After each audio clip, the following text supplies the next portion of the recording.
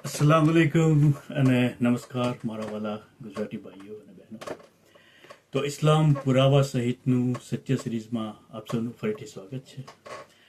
આ સિરીઝનું ઇન્ટ્રોડક્શન હું પહેલી કડીમાં આપી ચૂક્યો છું. તે મુજબ આજે આપણે એક એવી સફરની શરૂઆત કરી રહ્યા છીએ જે માત્ર ધર્મની ચર્ચા નથી, એ સત્યની શોધ છે.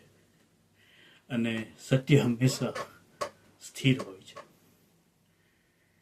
પસંદગી બદલાય છે પણ સત્ય બદલાતું નથી. તો ચાલો આપણે શરૂઆત કરીએ. સૌપ્રથમ આપણે એક મૂળભૂત પ્રશ્ન સમજીએ કે હકીકત શું છે. હકીકત એટલે ફેક્ટ, અને પસંદગી શું છે. આ બે વચ્ચેનો તફાવત સમજવો એ આપણી આ જે આખી સિરીઝ છે એની ચાવી છે. તો ધ્યાનથી સમજો. તો પહેલાં આપણે જોઈએ કે વોટ ઇઝ ફેક્ટ. હકીકત શું છે. હકીકત એટલે એવી વસ્તુ જે દરેક માટે એક સરખી હોય, એ વ્યક્તિગત પસંદગીથી બદલાતી નથી. ધ્યાનથી સમજો.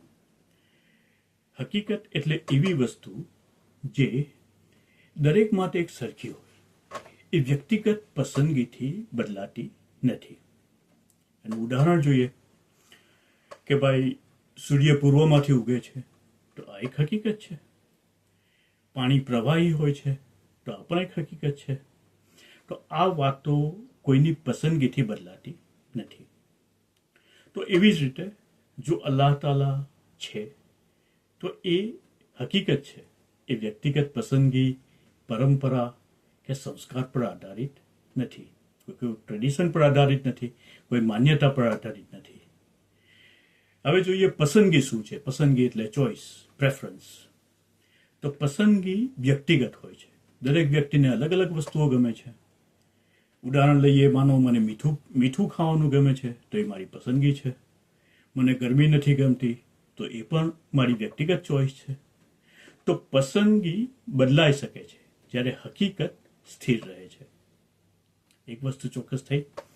હવે એક મહત્વનો પ્રશ્ન કે લોકો ધર્મને પસંદગી માને છે, ફેક્ટ માને છે કે ચોઇસ માને છે.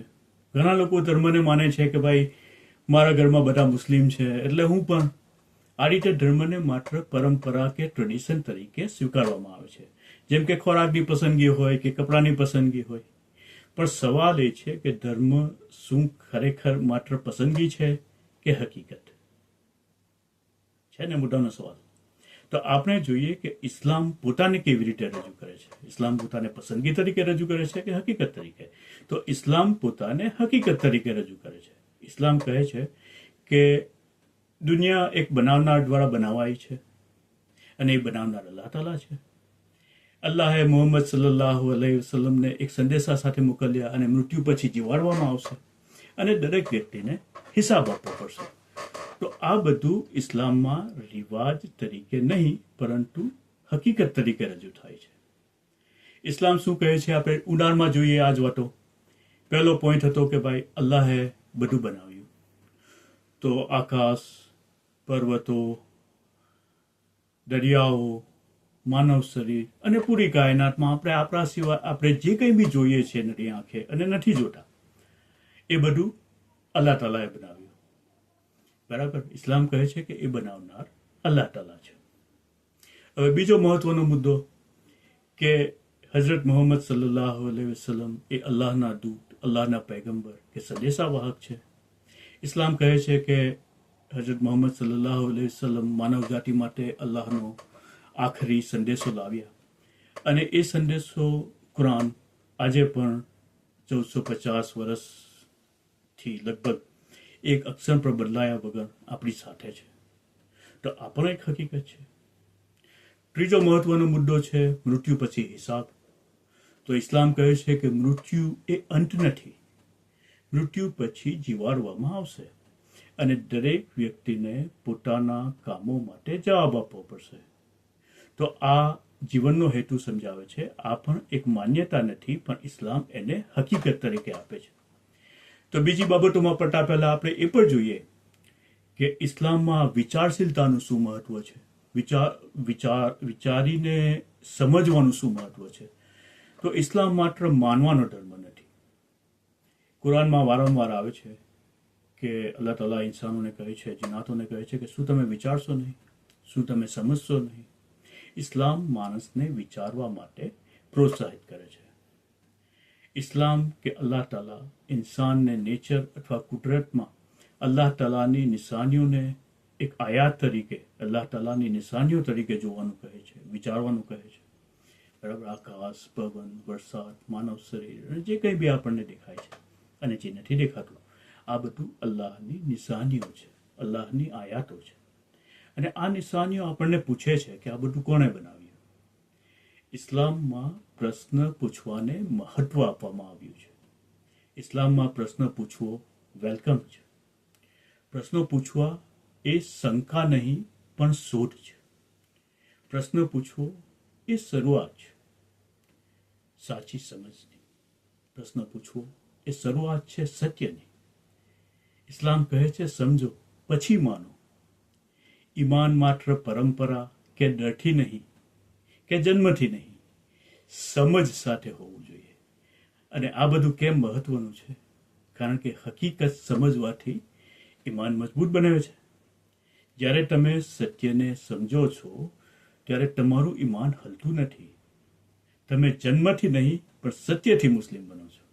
અને આ સૌથી સુંદર વાત છે ઇન્સાનિયત માટે.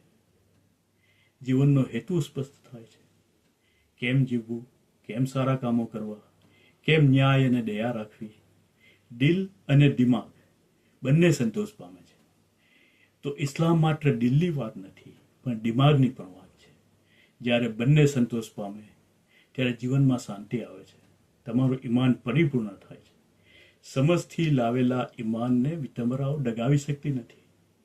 અને ઇન્સાન તેના પેદાઈશના સહી મકસદ તરફ સમજદારી અને અલ્લાહની સાચી ઓળખ સાથે આગળ વધે છે. અને છેવટે પોતાની મંજિલ એટલે કે એવી કામયાબી જે અલ્લાહે ઇન્સાનો માટે મુકર્રર કરી રાખેલી છે તેને પામી લે છે. તો દોસ્તો, આ હતી આપણી પહેલી કડી. ઇસ્લામ એક પુરાવા આધારિતનું સત્ય સિરીઝમાં આગલી કડી અત્યંત મહત્વની છે. તેમાં આપણે ચર્ચા કરીશું કે અલ્લાહ તાલા કોણ છે. તમારા ઈમાનને મજબૂત, સમજદારીપૂર્વકનું અને તર્કસંગત, લોજિકલ બનાવવા માટે આ સિરીઝના દરેક ભાગને જોવાનું ચૂકતા નહીં. અને તમારા બીજા ગુજરાતી મિત્રો સાથે પણ શેર કરવાનું ચૂકતા નહીં. આશા છે આપણે સાથે મળીને આ સત્યને શીખીએ અને બીજાઓ સુધી પહોંચાડીએ, સવાબના ભાગીદાર બનીએ. એ જ દુઆઓ સાથે અલ્લાહ હાફિઝ.